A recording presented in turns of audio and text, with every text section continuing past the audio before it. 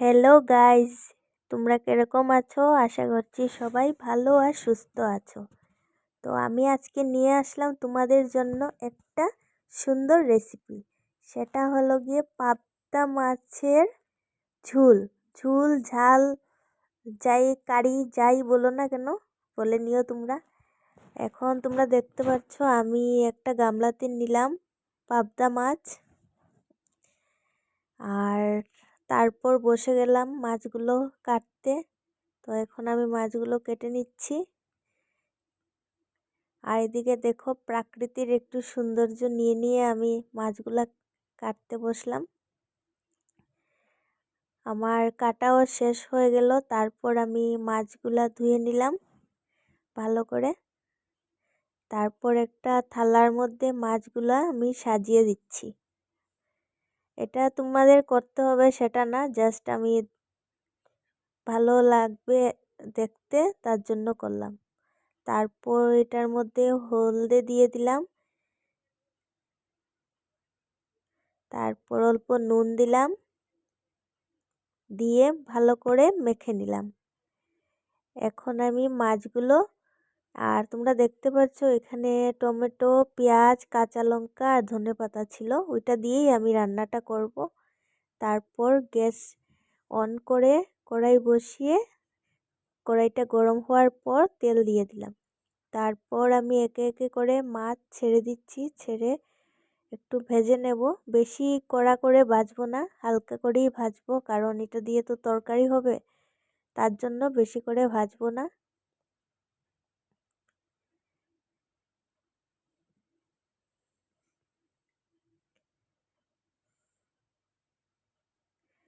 তারপর আমি মাছগুলো উঠিয়ে নিলাম। আমার মাছ ভাজা সব কমপ্লিট হয়ে গেছে। এখানে আর যেগুলা ছিল ওইগুলো আমি ভেজে নিচ্ছি একই সাথে।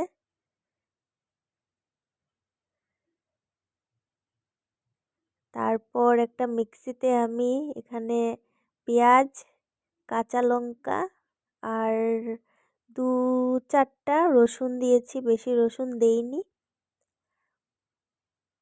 দিয়ে আমি এই সব কিছু একদম পেস্ট করে নেব। তারপরেই তেলটা ছিল, তেলের মধ্যে অল্প সরষের তেল দিলাম, দিয়ে আমি টমেটোটা ছেড়ে দিয়েছি। টমেটোটা হালকা ভাজা করে নিলাম, হালকা হালকা, বেশি ভাজবো না, হালকা করে ভেজে নিলাম। তারপর ওই যে আমি পেস্টটা বানিয়েছি ওই পেস্টটা এখন দিয়ে দেব।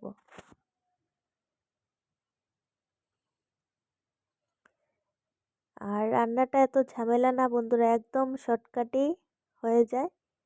তোমরা আমাকে কমেন্টে জানিও আমার এই রেসিপিটা তোমাদের ভালো লাগলে।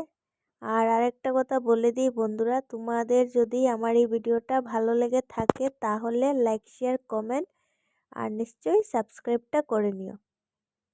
তো আমি এখানে একে একে করে সব মশলা দিয়ে দিলাম। মশলা বলতে হলুদ তো আগেই দিয়ে দিয়েছি। তারপর আমি দিলাম এখানে মরিচের গুঁড়া আর লবণ, আর দিয়েছি অল্প জিরা ধনের গুঁড়া, আর এখন দিচ্ছি কয়েকটা কাঁচা লঙ্কা। আর একটু ভালো করে কষাতে হবে বন্ধুরা, এই রান্নাটা একটু কষিয়ে না করলে ভালো লাগবে না। মশলাগুলো আর পেস্টগুলো সব কিছু একটু কষাতে হবে। তারপর জাল উঠে গেল তরকারিতে, তারপর আমি এটার মধ্যে এক এক করে করে মাছ ছেড়ে দিচ্ছি। তারপর আবার কয়েকটা, তোমরা দেখতে পাচ্ছ, কাঁচা লঙ্কা উপর থেকে দিয়ে দিলাম।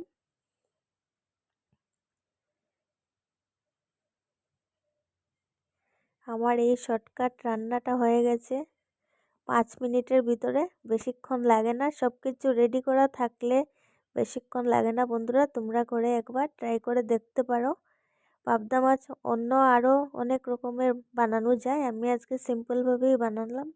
আর এদিকে দেখো লোকাল ধনেপাতা ছিল, ওইগুলো আমি কেটে কুচি কুচি করে ছড়িয়ে দিচ্ছি তরকারির মধ্যে। ভীষণ টেস্টি হয়েছে বন্ধুরা। আমার খাওয়াও কমপ্লিট হয়ে গেছে এই তরকারিটা।